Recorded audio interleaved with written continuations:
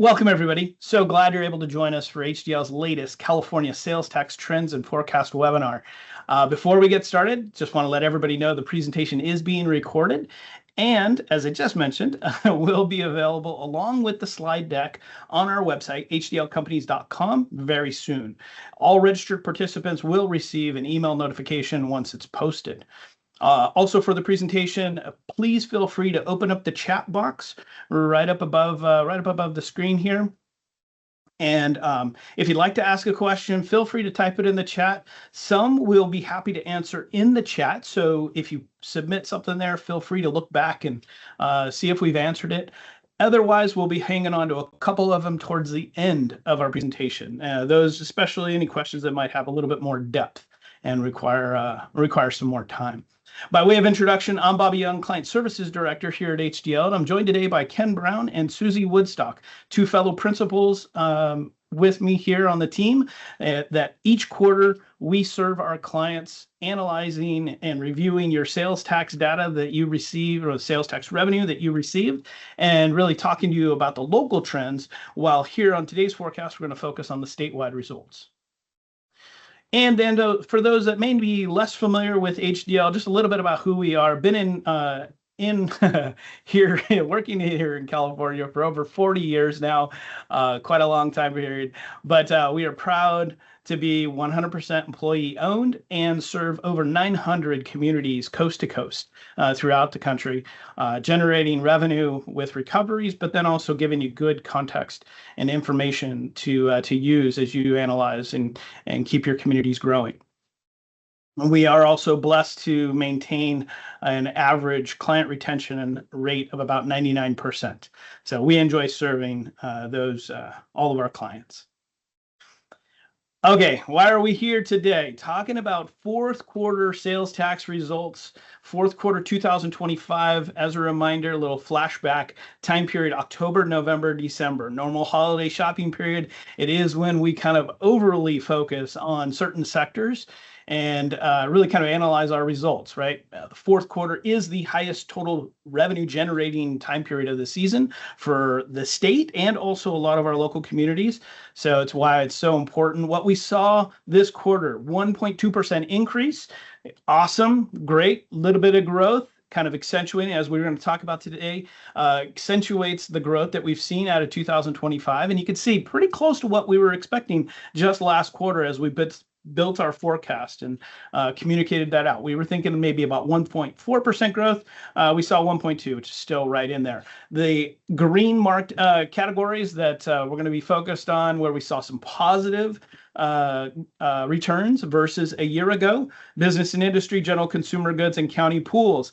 Really start getting our heads around consumer spending. And this has been the story, like I said, for all of 2025.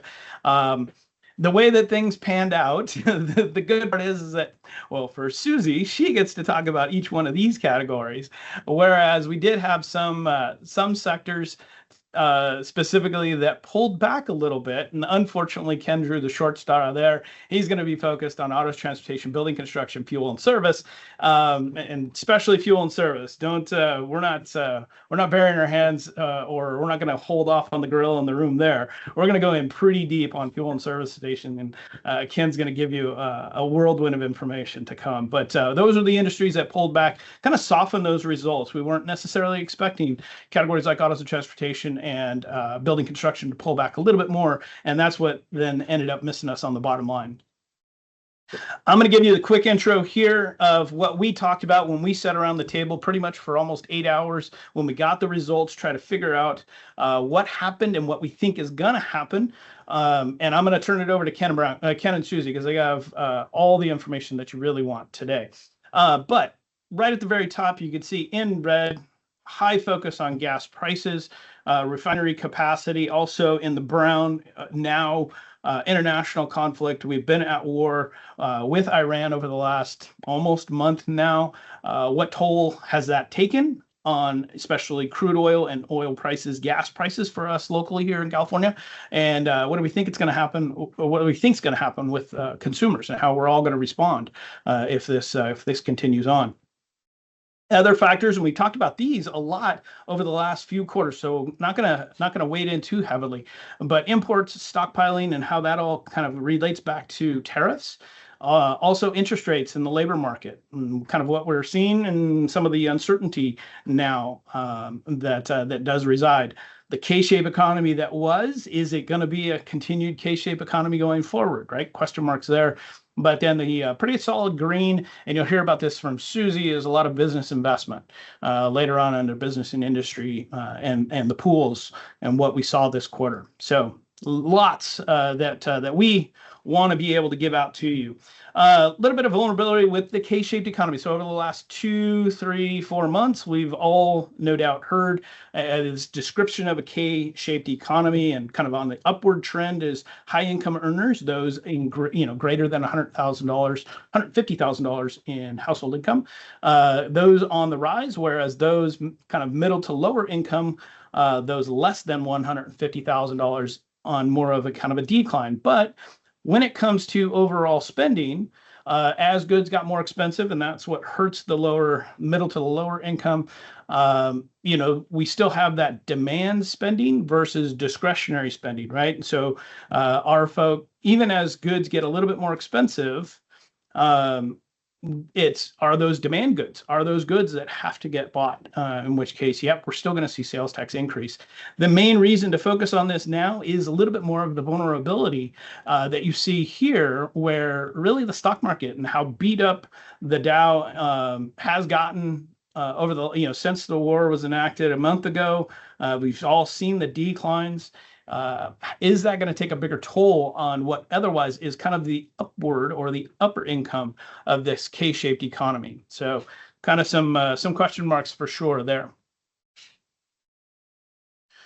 Oops, sorry about that. Just a reminder, because we have talked about it, and now that this really puts the entire calendar year of 2025 into perspective, when we talked about tariffs and the impacts and imported goods specifically, you can see here to the left part of the screen that run up and that pre-buying that was happening that really did spur goods getting into the state. Has definitely tapered off all year, and we're still kind of in that same boat. The amount of goods coming in is about the same as what we otherwise would have expected. And it's why we haven't necessarily, because of this big stockpile that happened, why inflation or higher price goods specifically related to tariffs didn't necessarily kick in right away. Is there a little bit of something in 26 where we're going to see, the tariff impact happen? Yes, it's also going to be probably mixed in with everything else that we've been talking about. Goods and services, and specifically as it relates to CPI, and I focus more on the goods component here. You can see from the start of 2025, the positive growth in CPI. And this is again, that reminder, as goods get more expensive, if we, the consumer, continue to buy the same amount, then we're going to see sales tax increase. And that's most certainly what we have seen throughout all of 2025, is a continual increase in sales tax. So the trend right now, yes, a little bit of a tapering off, but you can see more specifically over the last couple of years, a continued decline in core services and core CPI total percentages compared to previously. So some ebbs and flows otherwise with CPI. Savings and disposable income, just a metrics that we continue to watch. You can see slight taper off, about 4% versus where personal savings rates have been. Folks accessing savings a little bit more as goods get more expensive. But again, if they're buying demand goods, i.e. goods that they need just to live each day, then yeah, you're going to have to tap into savings. Have consumers pretty much stripped away a lot of the discretionary or over discretionary spending they had been doing previously. And we think that happened during 23 and 24. Interest rates and the Fed, what will FOMC do coming up? Lots of questions. Didn't do anything with its March meeting. We had seen previously those decreases in the Fed funds rate.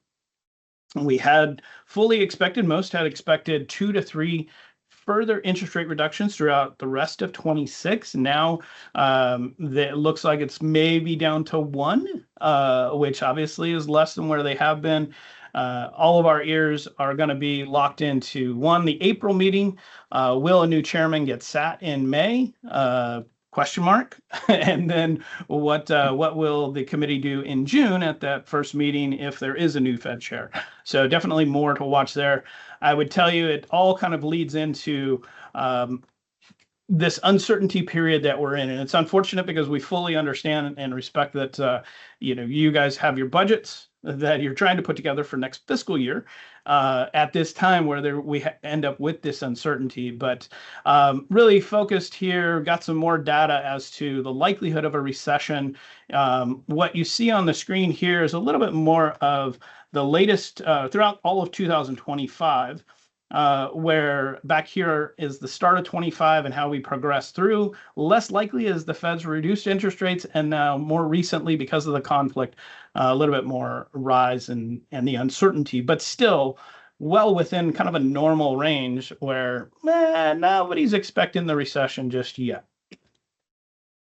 Okay, where does that leave us? Paint the picture before I turn it over to Ken. You can see the last 2 fiscal years we've had declines. It's why we were expecting a rebound here in 2025-26. You can see we're still forecasting 1.8% growth. I would tell you, and I'll do it at the back end as well as a little bit of a wrap up. It's a little softer than what we were anticipating last quarter, but still positive results out of the first 2 quarters of the calendar year, of the fiscal year. Now, next up is going to be this period, 1Q26. So conflict began at the end of February, as a reminder. We already had 2 months of a fairly steady economy built in, January and February. March might be impacted, obviously, by high gas prices.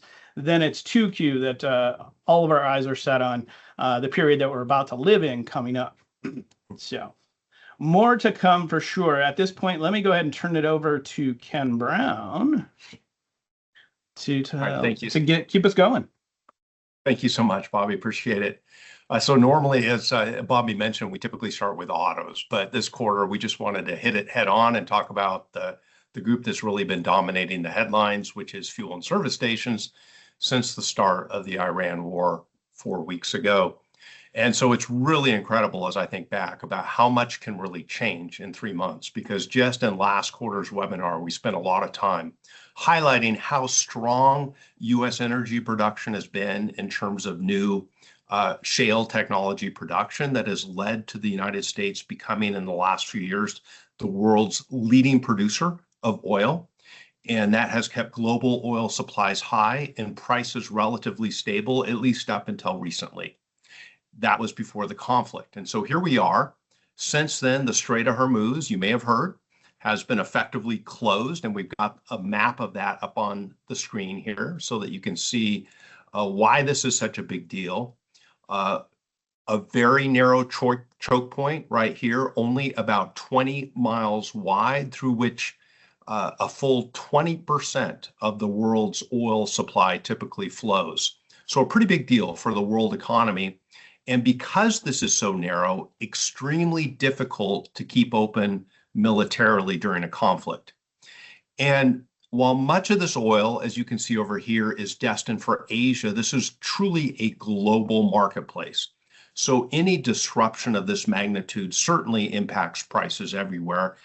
And unfortunately for California, the impact is even more direct because a meaningful share of our fuel supply here in this state, about 20%, is actually, even though the United States as a whole is energy self-sufficient, our fuel in California, about 20% does traverse through the Strait of Hormuz. So we are particularly exposed here in California to these disruptions. And in fact, we are the most exposed state. You can see here on the graph that ship traffic flowing through the Strait of Hormuz, typically averages pre-conflict about 100 vessels per day, laden with 1 million barrels of fuel each, has essentially dropped to near zero since the conflict began. And on the satellite map here, you can see the different dots, which you may have seen this on the news. This reflects the various ships that are basically huddled on each side of the strait, waiting to cross waiting for things to calm down before crossing. There are reports of more than 1,000 ships basically stranded out there right now. So this has become a major bottleneck in the global energy supply chain. And certainly we've heard a lot about negotiations, but no clear timeline at all at this point for any type of resolution to this conflict. And so what's been the impacts? And you see it right here, the price of oil. We've seen oil prices moving significantly higher with a lot of volatility on top of that, depending on each day's news headlines, up and down to both sides. And to the side of the chart, you'll see two key oil benchmarks. The WTI, also known as the West Texas Intermediate crude benchmark, priced here in the United States of America, and then Brent crude based on North Sea oil production. So Brent really, you can see it's a little higher, $104 at the time that this snapshot was taken 2 days ago, represents the situation more directly. It's reflecting waterborne oil and is closer to the source of the disruption, while WTI, by contrast, is more influenced by our strong U.S. shale oil production and somewhat insulated for now, which is why that price is lower. So right now, oil price is somewhere around $100 per barrel, depending on which benchmark you use. This chart really helps to put into context today's situation. It shows today's situation here on the right, along with many other past disruptions, including the 1973 oil embargo over here on the left. And so far, prices remain pretty far below where we've seen in periods of earlier disruptions in history. But that said, this really gives you a sense of the potential range if this situation continues. If the conflict were to be resolved quickly, prices could easily fall back to the $60 to $70 a barrel range very quickly. But on the other hand, if this conflict persists, we could also very quickly get to 130, 140, or even higher per barrel. So at this point, the market is essentially pricing in the uncertainty, doesn't know, it's weighing the odds, and it's sitting right in between those two outcomes, right in the midpoint, splitting the difference of the expectations for future prices. But what does all this mean for sales tax and for the price of gas here in California? And one key metric is about 70% of the price of gasoline at the pump is tied to crude oil, with 70% driven by taxes and policy. So as a general rule of thumb, every $10 increase in oil prices typically adds about 20 to 30 cents per gallon at the pump when you fill up. So if we do the math, oil prices have risen about $40 since the start of the conflict. That's translates to roughly an 80 cent to $1.20 increase at the pump, which is essentially exactly what we've seen. A month ago, prices were around $4.63 a gallon. Today, they're just about $5.83. So there's your increase of $1.20, just as expected. Now, if oil prices were to go up another $40, say from around $100 to $140 a barrel, that would mean another 80 cents to $1.20 increase, which would put gas prices just over $7 a gallon. And that would be a new record. For reference, the previous peak was $6.44 in June of 2022. So here you can see graphically depicted the dramatic increase in gasoline prices this year in the dark green line compared to last year. And so again, gasoline prices right around $5.38 for regular statewide. This is not a short-term blip. We're seeing sustained upward pressure driven by the disruption in global oil supply and, of course, fears about possible worst-case outcomes as well, driving the market. And then there's a second important issue. This is something we've talked about in webinars going back more than a year, probably at least a year and a half. In addition to the disruption in the Strait of Hormuz, there's this factor of California refinery closures. We have already lost the Phillips 66 Carson refinery, which is this shown here in the dark red bar at the end of last year. It shut down operations in December. And now next month, for the end of next month, it has been announced that the Benicia, which is the lighter bar refinery here, will also be closing. Together, these two refineries represent about 18% of the state's refining capacity. So that means, of course, less supply cushion and greater price sensitivity when disruptions occur. So this is, on top of this issue that we've been talking about for the last year and a half, we've now got this global supply shock as well. But there is one factor helping to cushion us a little bit from these impacts, and that is that we're a lot more fuel efficient than we used to be. And on the left, you see that in terms of the share of national disposable income spent on gasoline and energy products, where in the past, many years ago, it could be as much as 4% of national disposable income would be spent on energy. But today, we're right around 2% or half that amount. So that means that fuel price spikes that are hitting households in the economy are about half as impactful as they were decades ago. And the same story holds true for California, even more so, despite, as you can see here in this chart on the right, the fact that we do have growing population, growing economy in California. Our gasoline usage has generally been trending down year to year. Why is that? Well, I think a big reason is that California has led the way in the nation with electric vehicle adoption. And just to give you one specific impactful example, the Tesla Model Y, for example, first went on sale just in 2020, so really just a few years ago. And it is now, as of reports for the fourth quarter of 25, it is the best-selling vehicle in California with 110,000 units sold this last quarter, which was well ahead of the next closest competitor, the Toyota RAV4, which is a gasoline vehicle, which sold only 66,000 units in that same quarter. So almost double. And then, of course, we got the Tesla Model 3, which I believe was somewhere around the third best-selling vehicle.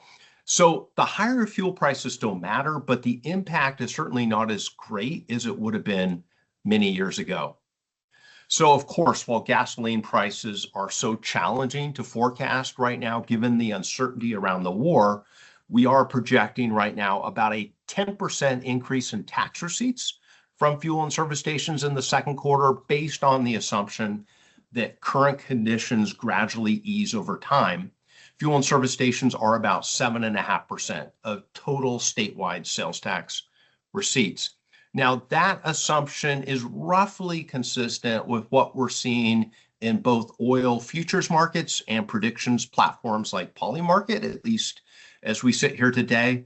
On the right, you can see this is the different for WTI crude oil futures contract. Different expiration dates for that same contract. The May contract has been trading at about $92 a barrel, while the November 26 contract, which is about 6 months later, is closer to 77.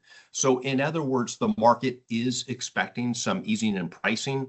And Polymarket tells a similar story. This is sort of a diffusion of all the different prices that traders or bettors are projecting or betting their money on.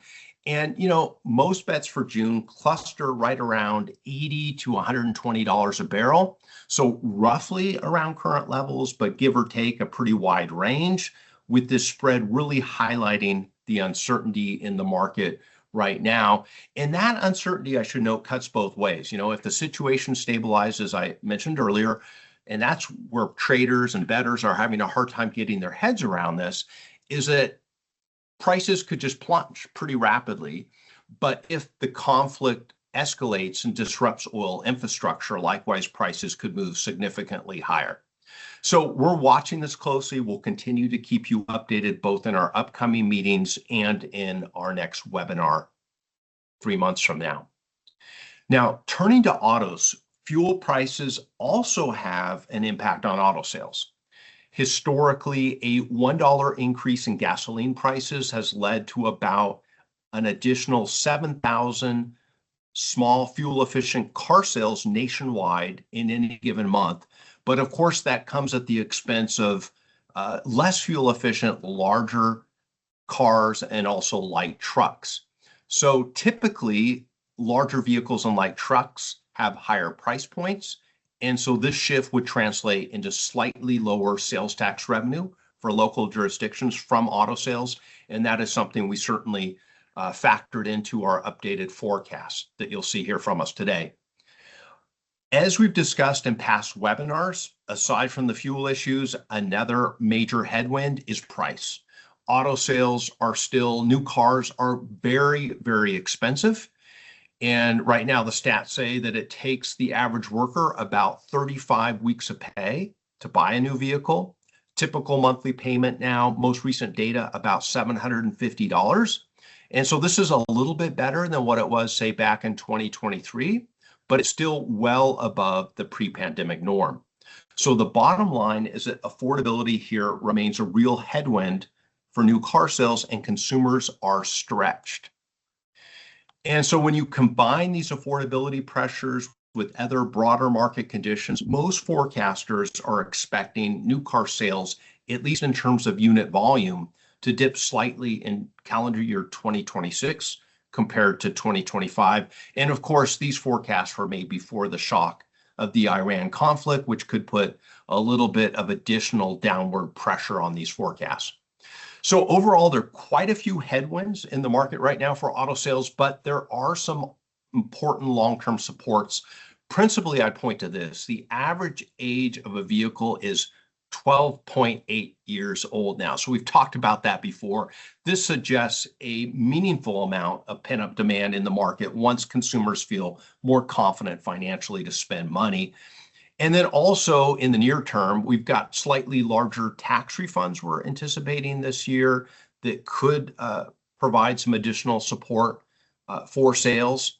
So even though the short-term outlook is muddy with everything going on, underlying demand hasn't gone away. It's just waiting for the right conditions to assert itself. So overall, in terms of the forecasting, I think important to note, 4Q25, as Bobby noted earlier, down 3.3%. We'd anticipated only about a 1% decline here. So it was a little bit more than expected. And the reason was because September was the month the federal tax credits for electric vehicles expired. And so we did see some pull forward demand from 4Q25 into 3Q25. And we'd anticipated that, thus our 1% dip that we'd anticipated, but the dip was just a little bit more than what we thought. And so combined that factor along with all the other factors that we have discussed, we are expecting for the full fiscal year 25-26, our forecast is for a decrease, very modest decrease, but a decrease of about 0.5%. And we've also lowered our forecast a little bit, just a little bit, about 0.5% for the next year in these future quarters going out due to the uncertainty and the risks posed by the Iran conflict, which could delay purchases maybe a little bit due to the shock of this event, and also shift demand, as I noted earlier, towards lower cost, more fuel efficient vehicles. Turning to the building and construction sector here, we track quite a few indicators for this major industry group. Overall, building construction performance has been weak, with sales tax receipts down 2.4% in the most recent quarters. In the most recent quarter, and likewise to autos, the real driver of this is affordability. The housing market has been essentially frozen, as we discussed quite at length in last quarter's webinar, largely due to ongoing affordability challenges resulting from high home prices. And so as you can see, our affordability, it has ticked up a little bit recently, but it is still much lower than what it was back here in the years preceding the COVID pandemic. And as a result, we've been just sort of here plateaued in terms of real United States home prices. They're actually flattish or maybe even a little bit down over the last 3 years. And so that has helped just a little bit here in terms of affordability, but that may be short-lived as mortgage rates have just recently started to move up again with the Iran conflict and concerns about inflation tied to that conflict. And so certainly this is going to be something that we'll be watching going forward. You can see the fact that the housing market is just frozen up, including many people that don't want to give up their sub 4% mortgage and move to a different house, as we talked about last webinar, in the fact that visits to Home Depot and Lowe's have been lower all this year or most of this year compared to last year. It's just a simple but clear signal that the slowdown in housing activity is rippling through various sectors of the economy, including not only here, but also certainly in appliance sales and other home furnishings and other aspects of the economy. So based on all these trends, we expect the building and construction sector to continue consolidating this year. We've got our 2% dip here in the most recent quarter. Fiscal year 25-26 is projected to be the third consecutive down year for this industry group, with a modest recovery anticipated in fiscal year 26-27. And now quickly, for my last major industry group, the food and drug sector, we also likewise track many metrics and emerging trends here. And one of the most interesting, I believe, is the impact of the new weight loss medications and how that is influencing consumer behavior. This table here shows a survey result of shoppers who are utilizing these weight loss medications and how their shopping habits have changed. Interestingly, people note whom are taking these medications that they're drinking less alcohol, they're drinking less soft drinks, and both of those two grocery categories or products just happen to be two of the few grocery categories that are actually taxed in the grocery store, as most other categories are exempted from sales tax for food prepared at home. So this trend is likely also affecting restaurant sales as well, as you will see later in the presentation. So for the food and drug sector overall, we've seen modest declines over the past few years, driven by a number of factors: drugstore consolidation and closures across the state, lower legal cannabis sales, and also, as I touched on here, lower alcohol sales. Looking ahead, we expect this group to stabilize in fiscal year 26-27 with a very modest gain. So that concludes my portion of the presentation. For the discussion of the next major industry group, general consumer goods, I would be pleased to turn the presentation over to my colleague, Susie. Thank you, Ken. I will go ahead and jump right in with the remaining four groups that I'm going to talk about. Three of those four groups have retail in them. So I'm going to start with kind of a big picture related to retail. On this graph, we're looking at the green bottom line is our general consumer goods category, which is the brick and mortar portion. That is about 57% of our overall retail.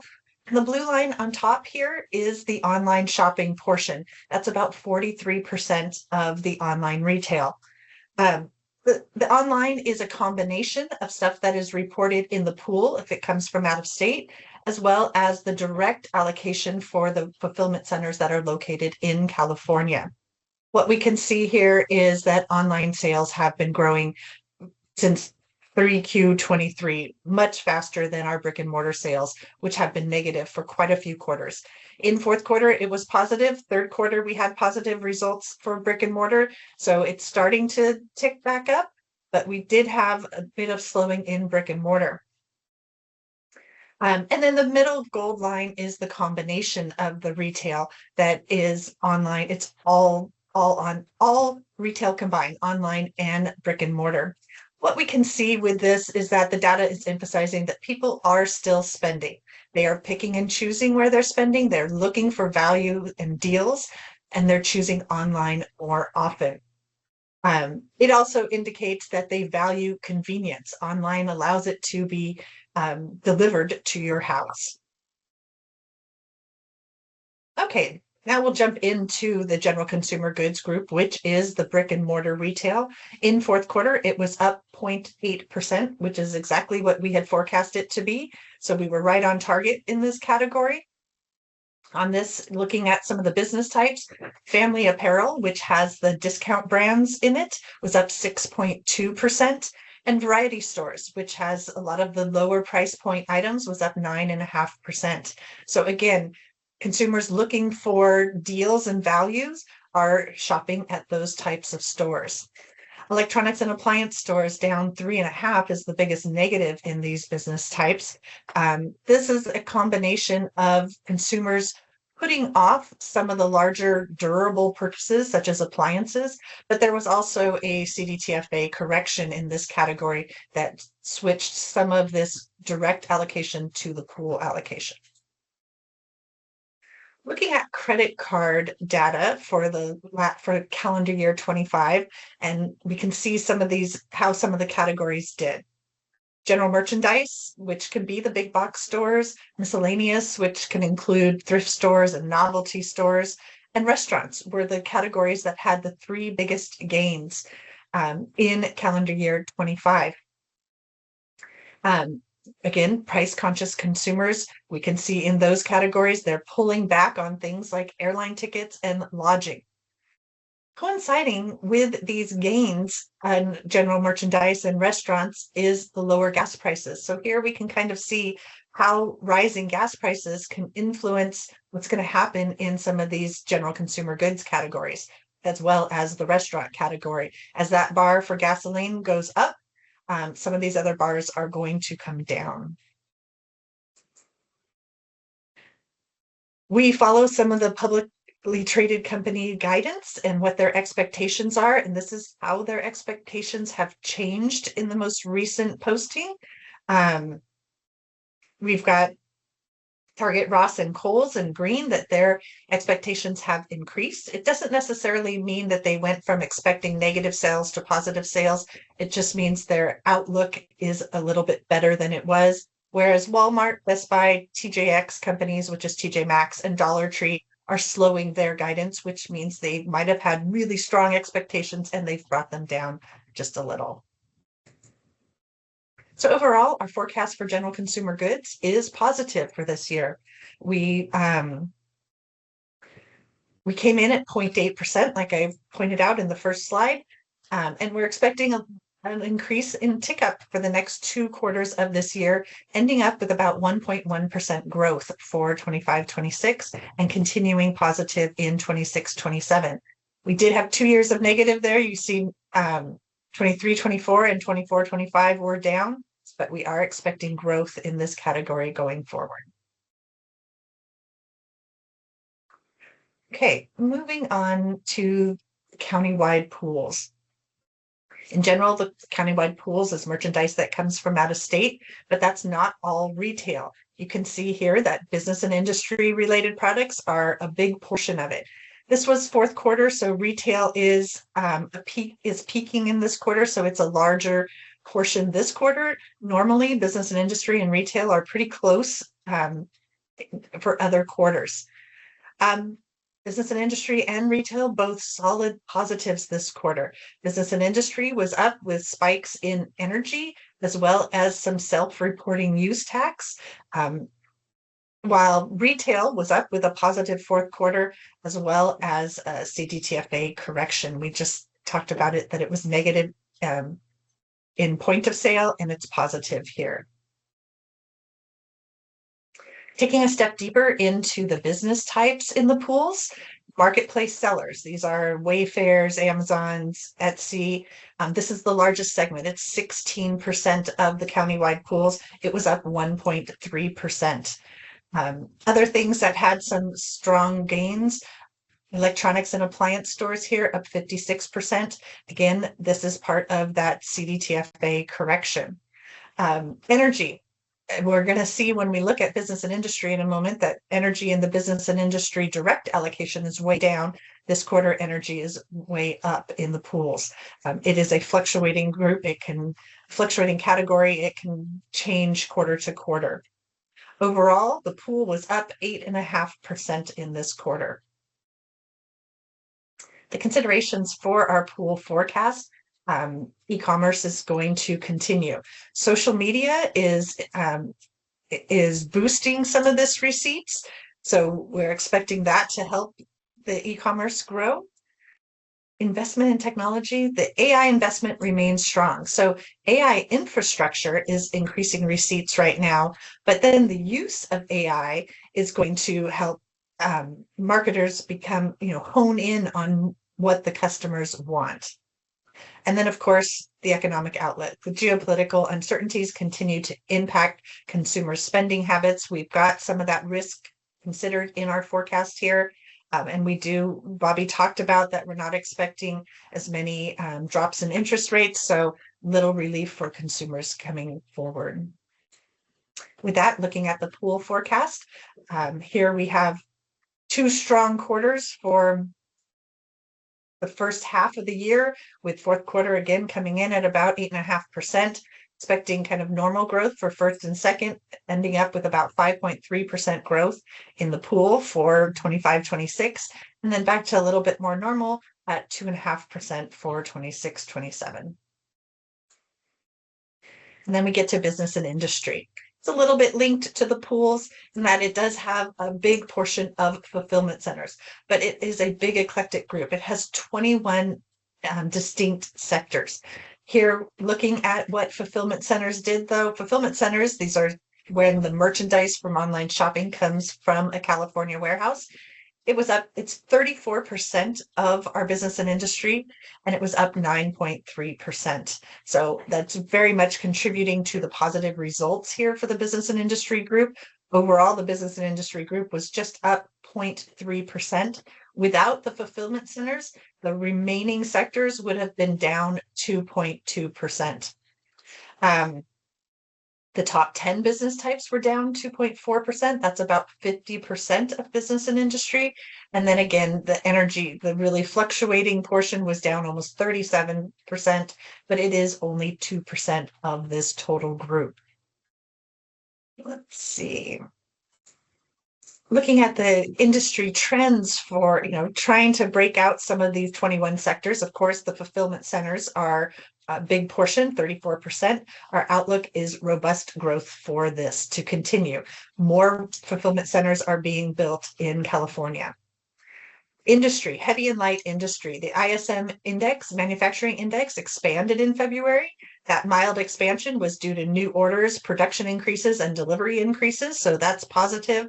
Of course, the Middle East conflict puts that uncertainty in this, and the input costs could soar, and that can cloud the outlook here. So kind of positive and negative for heavy and light industry. Medical biotech, on the other hand, kind of the bright spot of this group, besides fulfillment centers. Policy improvements, growing regional hubs in San Francisco, San Diego, and LA, and then increased venture capitalist investment. That's boosting our medical biotech group. And then a lot of headwinds for agricultural, lower available capital, putting off retrofitting and replacing equipment. We've got the labor and immigration challenges for this group, climate risks. There's some areas that farmland is being replaced with housing. There is a little bit of optimism for it with technology and sustainable practices. So rolling all those considerations together, we do have a strong positive outlook for this at 2.3% for this year. Even after we had a little bit of a slower quarter in fourth quarter, again, fulfillment centers really driving a lot of this. And then next year, further growth at about 3% for business and industry. And then our last group, restaurants and hotels. Overall, restaurants and hotels were up about 1.5%. This is a little bit stronger than our forecast for this group. Casual dining is the biggest portion of this. It's 44% of our restaurant and hotel groups, and it was up 2.7%. People are choosing to eat out and have a sit-down meal a little more than they are fast food. Casual dining restaurants are really leaning into the trend that people want value menus. And if they're going to spend that much, to eat out, get quick service or fast food, they might as well sit down and have a casual dining meal instead. You can see quick service down 0.1, fast casual up only 0.3%. So we're definitely seeing people choosing to eat at casual dining. On the opposite side, fine dining, people are not looking to splurge as much. This has been down for over 2 years now. And in this fourth quarter, it was down again, down 2.5%. Our menu prices, people were getting a little fatigued with some of that big growth back in 2023. Menu prices were rising over 8%. Now we've kind of settled at about a 4% a year increase, which, as we just looked at, overall sales were only up 1.5. So that indicates that we're definitely seeing slower foot traffic at the restaurants, fewer people eating out or eating out fewer times a week. California Restaurant Association and California and Visit California both expect another 4% for the next year. You also notice on this that grocery prices have only gone up about 2.4%. So again, contributing to people eating out a little bit less when they can get cheaper food at home. Again, the National Restaurant Association talking about operators reporting declines in customer traffic. The red bars are higher for all of these months since February of 2025, indicating that operators are saying they have less foot traffic coming into their businesses. While up top here is the same store sales. In the last couple months, we saw a little bit of slowing in same store sales, but a lot of months same store sales were higher, even though foot traffic was lower, a combination of rising menu prices and people having to spend a little bit more. Tourism in California is about 30% of our restaurant spending. Tourists usually will spend a little more eating out than the locals will. As we looked at earlier, nationally, airports were down in 2025. In fourth quarter in California, airports were down about 3%. So a little bit of slowing in some of our tourist foot traffic. But here you can see we've got a lot of things that are going to be bringing people to California. Last month, we had the Super Bowl in the Bay Area. Next year, the Super Bowl will be in Southern California. In June and July, we've got all the World Cup games in LA and in Northern California. And then LA is going to host the NBA All-Star Game. So we've got a lot of things that are going to really boost our statewide revenues. Of course, it's really going to boost a little bit more localized around these venues. Visit California is expecting about a 4% increase in tourism in calendar year 26. Ken touched on this a little bit in the food and drugs category, but it also impacts restaurants. That alcohol consumption is down, partially because of those GLP-1 medications, but also it's a generational thing. Younger people just aren't drinking as much. We've heard about it with wineries, which is that purple line up top that has been decreasing for the last 4 years. But you can also see the yellow line on the bottom is beer. Beer consumption has also been going down. The teal is, or cyan, whatever that color is, that is spirits. And it peaked in 2003 and it's kind of steadied out the last year or so, but it has come down a little bit as well. This brings checks down at restaurants. This is lowering the taxable sales. So if you're not drinking, it's also a little bit of a challenge that these are items that restaurants will make the most off of. So they're operating on such narrow margins. And if people are drinking less alcohol and soda has a huge profit margin for restaurants. It's going to make it a little bit harder for restaurants to make that profit margin. So looking at what is influencing our restaurant forecast, affordability. Diners want value menus. So casual dining is really leading into that. A lot of the restaurants are doing a really good job of attracting consumers that way. There's a lot of fast food that are pivoting right now. It's a lot of the news in the restaurant industry of how to attract customers, and value menus are one of the biggest ways. That check fatigue, $20 for lunch at a fast food or fast casual place, people are getting a little tired of that. Other trends, mobile ordering is essential, kind of a generational thing that you have to have that. The delivery is important as well. Some of the delivery ends up in the pool. Again, alcohol slowing and the GLP-1 drugs reducing alcohol. Restaurants are reporting that they're seeing more food left on plates, which actually can work in their benefit a little bit because with these tight margins, they've been reducing portion size anyway.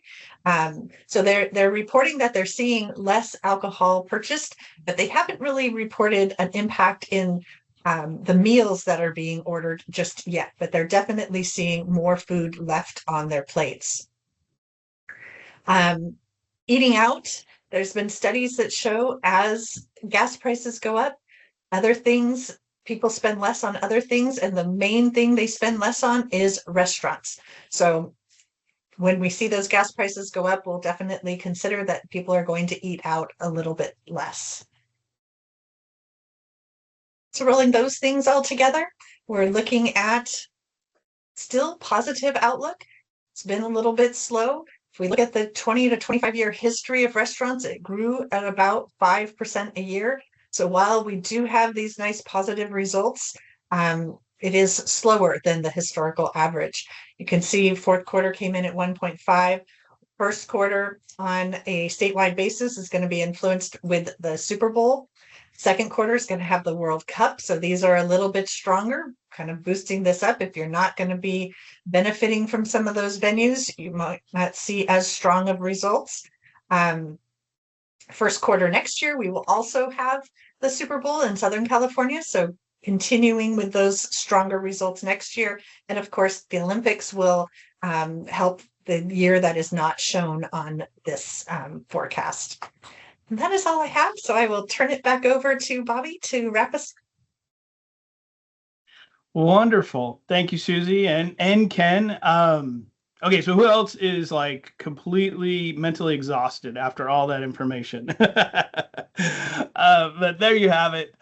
It is what we hope we brought you way more information than you were expecting out of this webinar. I think in the chat we've been a little bit lively with geographic lessons, and also which always tickles me is the conversation around GLP type medications, and how we then are able to bring that back into sales tax. I would tell you, quite honestly, our goal out of this webinar is to, one, talk about the results and, yes, the data, but then also make it relatable and provide you with information that hopefully you're able to use in your communication, whether it be with your council or your community about, hey, here's what's going on locally. And, oh, by the way, it might be because of these ancillary factors. Our entire team, spends so much time and energy really trying to get into these details. We're really proud to bring it to you. But putting a big bow on it, you see on the screen here where for 23-24, we had seen that slowing. We've talked a lot about it. It's confirmation, right? And as you saw earlier, as I posted and you've listened throughout, we've seen positive growth for the first half of the fiscal year 25-26, and fully anticipating a little bit more growth into 26-27. But what you see on the screen here, I will tell you, is a little bit softer. It's about almost 0.5% softer than what we had just put together for these two time periods last quarter. So, yep, we're taking into account the conflict in the Middle East with Iran. The effect is that, what is that going to have on crude oil? What is that going to affect? How is that going to affect our local gas prices? How are we consumers going to adjust spending to accommodate? And will that then trickle over into categories like general consumer goods and restaurants, as Susie spoke about? We think there's some uncertainty there. We're going to wait to get a little bit more data, but in the meantime, we're going to kind of soften it up. And then as you look as a longer range outlook, I would tell you, as much as right now, or there's no bad time to do a long range forecast right now with as much uncertainty as we have. It's probably not, kind of going to hit the nail on the head there. We're really micro focused here on the remainder of the current fiscal year and 26-27. But still thinking that there's going to be positive growth because consumers will spend, again, demand versus discretionary.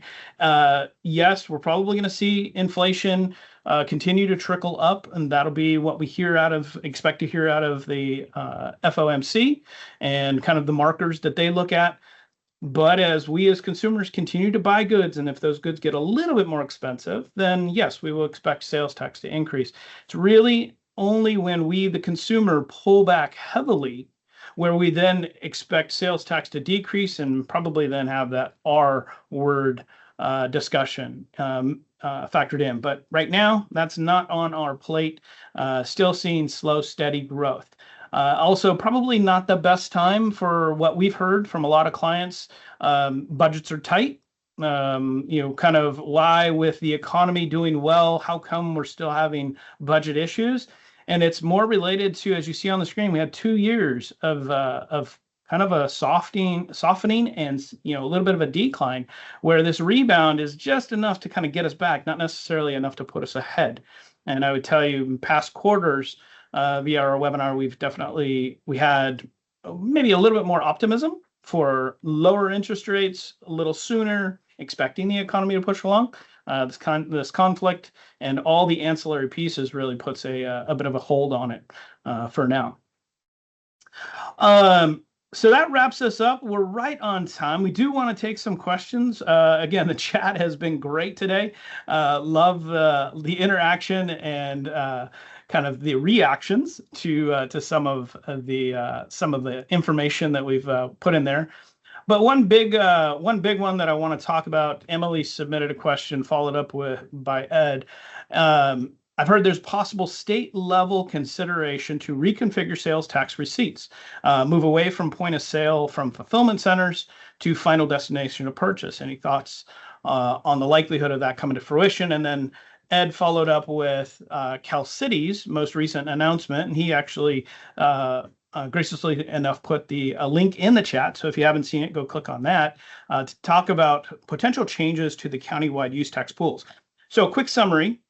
Yes, there was consideration to effectively make a change away from the way online sales is allocated when goods are located here in California before they come to you and I, the consumer. Bradley Burns sales tax gets allocated to the jurisdiction where the goods came from.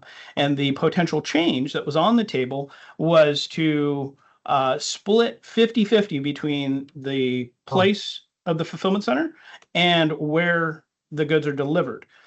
Cal Cities decided not to support any efforts going forward in that change.